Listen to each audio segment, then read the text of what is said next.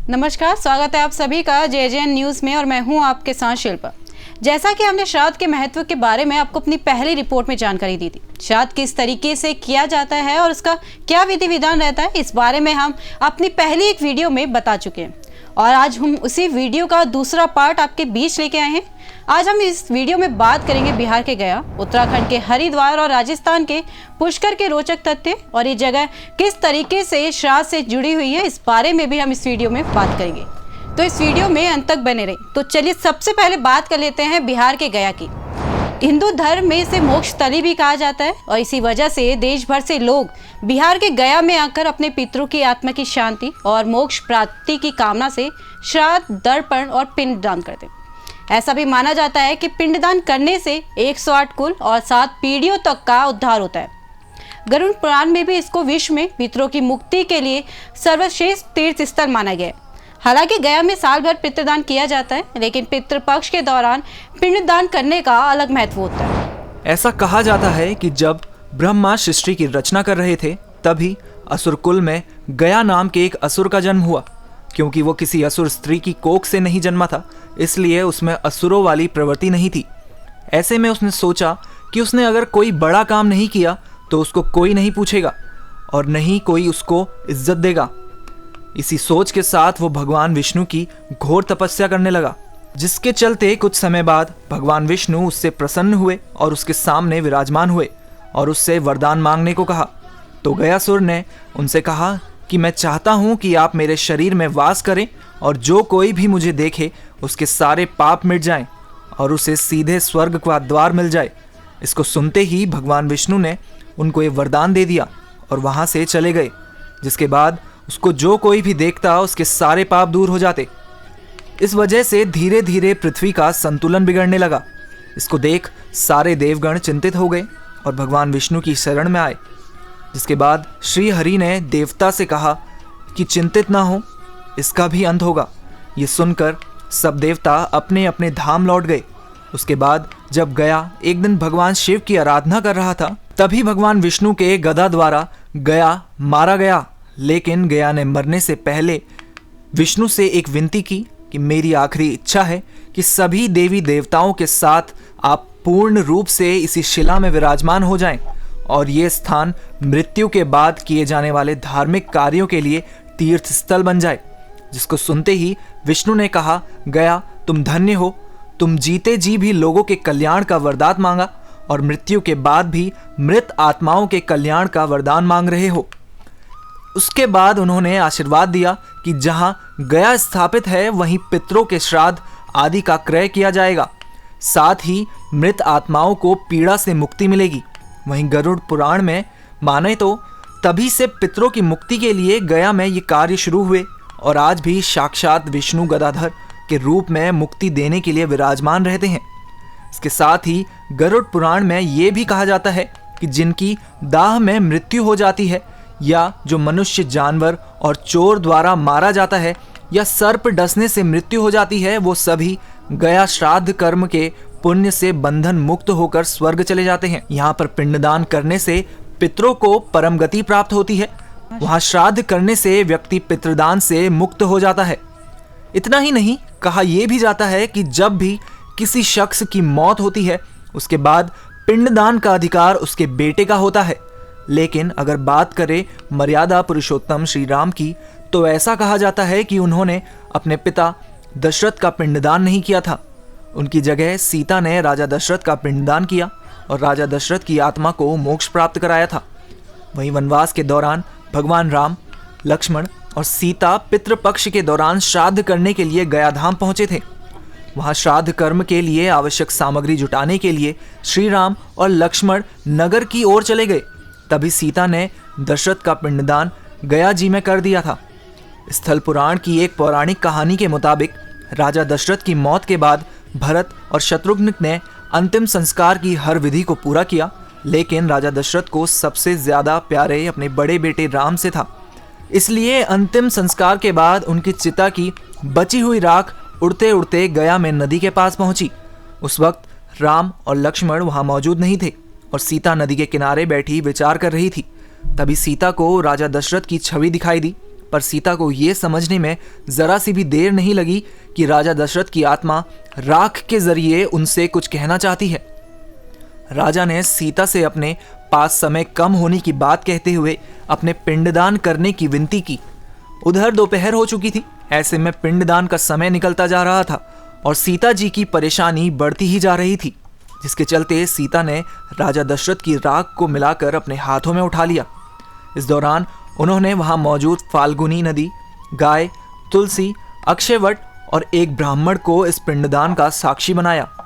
पिंडदान करने के बाद जैसे ही श्री राम और लक्ष्मण सीता के करीब आए, तब सीता ने उन्हें ये सारी बात बताई, लेकिन राम को सीता की बातों पर यकीन नहीं हुआ। जिसके बाद सीता ने पिंडदान में साक्षी बने 5 जीवों को बुलाया, लेकिन राम को गुस्से में देख फाल्गुनी नदी, गाय, तुलसी और ब्राह्मण ने झूठ बोलते हुए ऐसी किसी भी बात से इनकार कर दिया, जबकि अक्षयवट ने सच बोलते हुए सीता का साथ दिया। ऐसे में सीता माता ने दशरथ को ध्यान करके उनसे ही गवाही देने को कहा, जिसके बाद खुद दशरथ ने सीता की प्रार्थना स्वीकारी।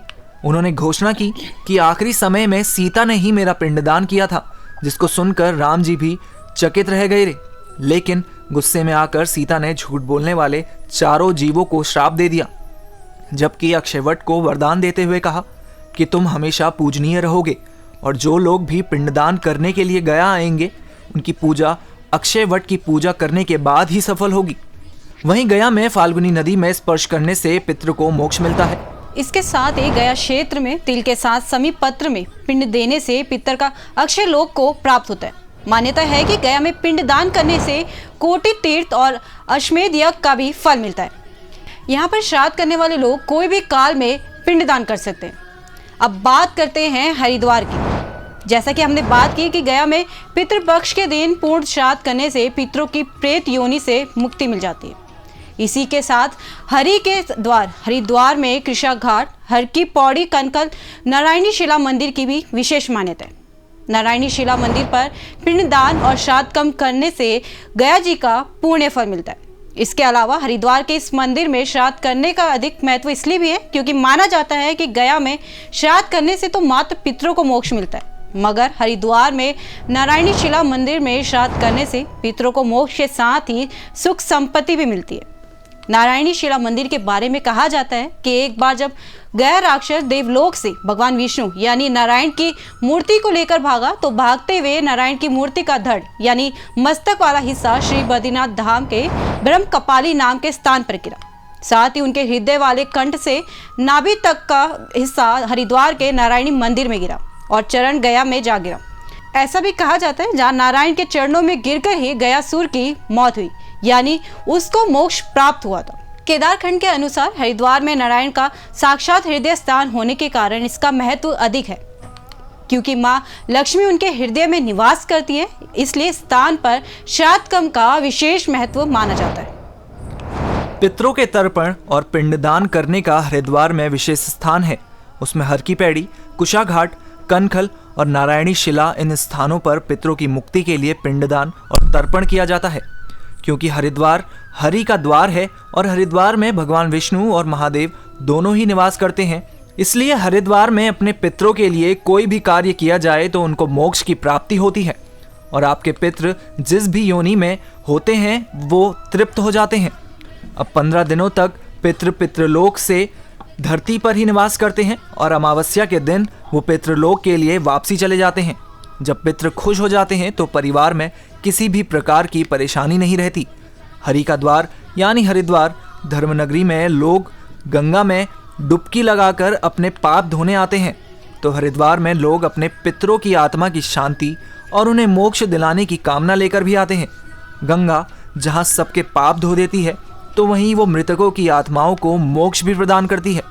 हरिद्वार में आकर श्रद्धा पूर्वक अपने पितरों का पिंडदान और गंगा जल से तर्पण करने से उन्हें मोक्ष मिल जाता है और साथ ही अपने पितरों का तर्पण और पिंडदान करने आने वाले श्रद्धालु कहते हैं कि हरिद्वार की नारायणी जिला मंदिर में पिंडदान और तर्पण करने से पितरों को मोक्ष की प्राप्ति होती है। यहाँ पिंडदान करने से मन को शांति मिलती है और परिवार में सुख शांति रहती है। वही बात करें राजस्थान के पुष्कर की, तो पुष्कर के तीर्थ पुरोहितों के पास देश के कोने कोने से आने वाले श्रद्धालुओं और उनके पूर्वजों की पोथी भी होती है, जिसमें पूर्वजों के नाम शामिल रहते हैं। वहीं देश भर के अलग अलग क्षेत्रों, अलग अलग तीर्थों पर पुरोहित पुष्कर में है, जो अपने अपने क्षेत्रों में आने वाले श्रद्धालुओं को उनकी श्रद्धा के अनुसार श्राद्ध, तर्पण, पिंडदान और पितृ शांति के लिए अनुष्ठान करवाते हैं। साथ ही श्राद्ध कर्म करने वालों पूर्वजों को उनका आशीर्वाद भी प्राप्त करवाते हैं। इसके अलावा श्राद्ध कर्म से उत्पन्न आत्मिक भाव का यहाँ श्राद्ध करके ही महसूस किया जा सकता है। पुष्कर एकमात्र ऐसा तीर्थ है जहां पर 7 कुल और 5 पीढ़ियों तक के पूर्वजों के निमित्त श्राद्ध किए जाते हैं, जबकि देश में अन्य तीर्थ स्थलों पर 1 या 2 पीढ़ी तक के पूर्वजों के लिए श्राद्ध होते हैं। तीर्थ पुरोहित पंडित बताते हैं कि भगवान श्री राम ने भी पुष्कर में अपने 7 कुल और 5 पीढ़ियों के पूर्वजों का उद्धार यहाँ श्राद्ध करके किया था।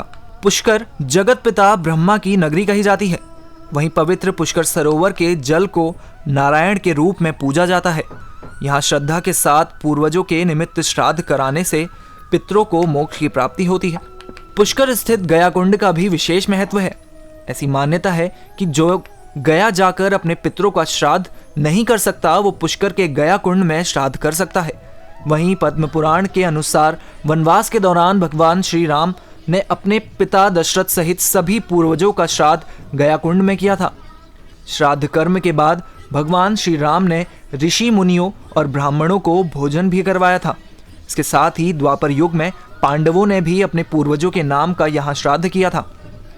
सदियों से श्रद्धालु पुष्कर में जगत पिता ब्रह्मा के दर्शन के लिए आते हैं। यहाँ आने पर श्रद्धालु अपने पूर्वजों के नियमित तर्पण और पिंडदान करवाना नहीं भूलते। कहा जाता है कि श्राद्ध पक्ष के पखवाड़े में शुभ कार्य करना वर्जित माना गया है।